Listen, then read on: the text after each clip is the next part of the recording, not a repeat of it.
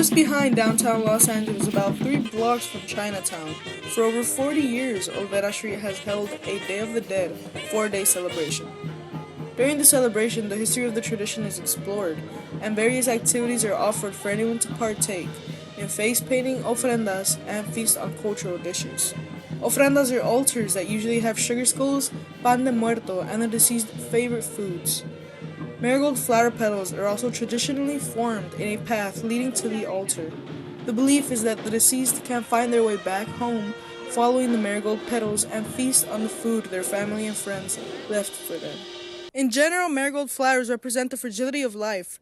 They are commonly referred to as cempasúchil, or the flower of the dead. Families often scatter marigold petals, forming a path from their front doors to their ofrendas waiting at home. Mary Helen Rivas has been the ofrenda organizer at Olvera Street for 15 years now.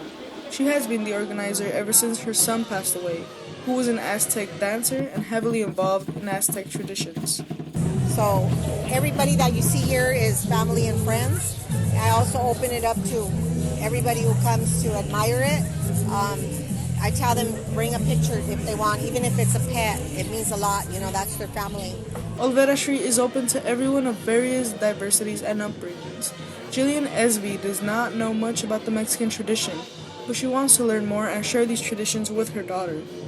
We just came to learn more about the holiday and more about the Mexican culture, and we live in such a culturally rich city and want to be sure that we are understanding all of it and that we can pass that along to her as well.